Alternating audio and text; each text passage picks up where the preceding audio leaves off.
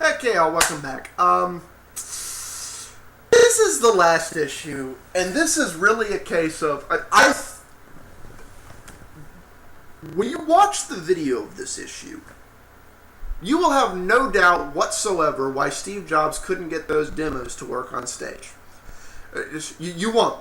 It's like, it won't be, oh, it was a sign, it's like, it's a clear design flaw. There's no if and or buts around it. Rather, it's fixable with a software patch, but is going to require completely changing out the antennas. This is a major issue. First off, let me go over basically what this is. For those of you who don't know, I'm using my G1 as an example, but the way the iPhone 4 is put together is there's these bands running around the device, which are the antennas. So the case can no longer interfere with them. You know, the front and back are glass, so if you don't want to touch that part of it, you have to basically hold your phone like this. Yes, how are we doing? That's not how you hold your phone. You hold your phone like this, okay? Let me show y'all what happens when you hold your phone like that. I want you to direct your attention to the upper left-hand corner of this iPhone I'm about to show you. It has full strength. Now watch what happens when you touch it. Okay. See, it's full strength, full bars right there. 4 bars, 3 bars, 2 bars, no bars, struggling to maintain a signal,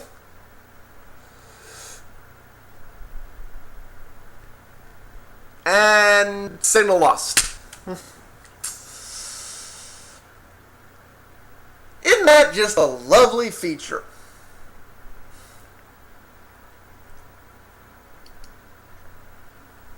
Basically, you cannot touch the phone. If you touch the phone, the call will drop off. How bad this problem is, whether it's isolated to less than prime signals, like how far away from the tower you can get before your signal drops off into oblivion. But this is just one of those, you know, this should have been caught before the thing went into production. I guess if you put it in a case, it's not an issue, because we know they were walking around with phones. Like, basically, as long as you're not touching it. So if you put it in that protective case, supposedly this issue doesn't happen. But apparently you have to buy that case to even be able to use the phone at all. If there's anyone out there who has an iPhone 4, I want to know just how bad this problem is. Because this is becoming a theme.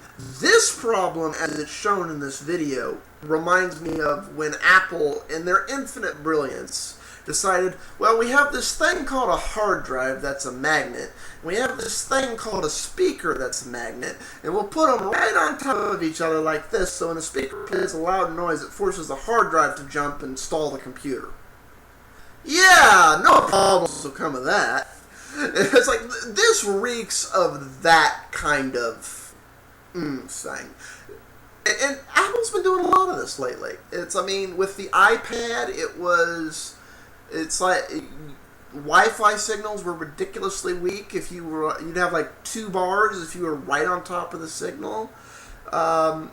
With the Mac Pro, not the version that just came out, but a version before, they didn't quite have the boxing form right, because they tried to go to this ultra eco-friendly boxing, and as a result, screens were getting broken shipping. It's like, this is just one of those things.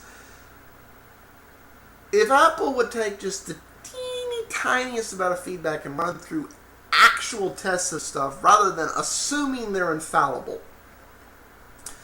it wouldn't be happening. And they're happening more and more and more as of late. So, that's my rants on Apple. I've teetered on really doing Apple bashing with this, and I apologize. I usually try and stay moderate, but I could not think of a good spin to put on you can't touch the phone And because you didn't write a good version of, I'm guessing on the Windows iTunes, but because you didn't put as much effort into the experience the majority of the end user has with your product as you did to an isolated version of your product, people are having issues. I can't figure out a good spin for that. I tried to be nice. I tried to give them credit for everything they did well on the Mac Mini. I did. But I can only go so far. Peace out, all. Have a good weekend. Ooh, I left one other thing off. There's a number of people who have been complaining about the change in the privacy policies with iOS 4 and the Apple things and other stuff. First off, people have brought them to my attention. I already knew about it, but it's like, let me give them credit. The person who did actually re-bring this up to my attention was Leo Domicus. I'm just giving them credit for bringing my attention. They didn't actually write the story or anything. It's just like they were afraid I was going to give them credit for that. I'm like, no. Just credit for bringing it up to everyone's attention. They brought a different story, so I'll include the link to the one they found versus the one I found. There's a couple of things on this. Okay, yes. You either agree to it, or you can't use any of the applications that are using iAds and yada yada. So basically, you'll be very limited in the applications you can download stuff. But you can opt out, just like you can opt out of Google tracking and anything else. I want to join this bandwagon. I want to bash Apple. But the thing is, this isn't really any worse than anything anyone else is doing. As a matter of fact, this is pretty much what the Google agreement says too for Android. And when you enable things like the Google position referencing and the Yahoo position referencing and the Bing position, it's like, even though Bing and Yahoo are the same thing, this is what you enable. If you bother to read the ULAs, this is what everyone else is doing too. So this is just something Apple does too. What it comes down to is you either trust the company or not.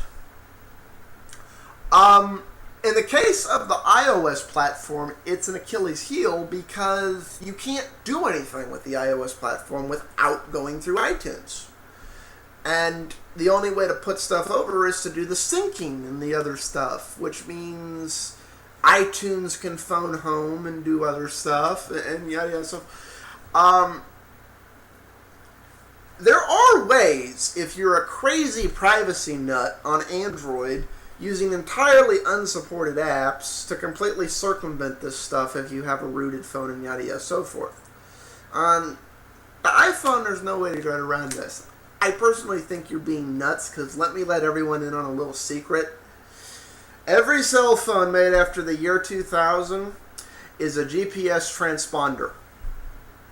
Now, recently the police have had to acknowledge that they're using them that way, but the possibility has existed since the year 2000.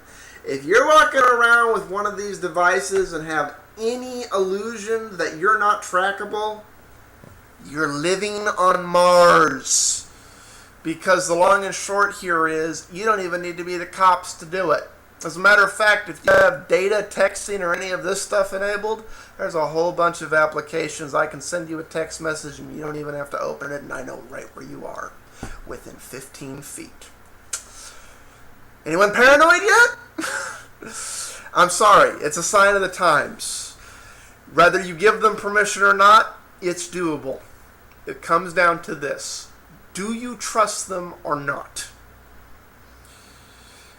Yeah, I trust Google before I trust Apple, but that's me. I'm sure Apple fanboys are more than willing to trust Apple before they trust Google. At the end of the day, it just comes, who do you trust? It's that simple. Peace out, all.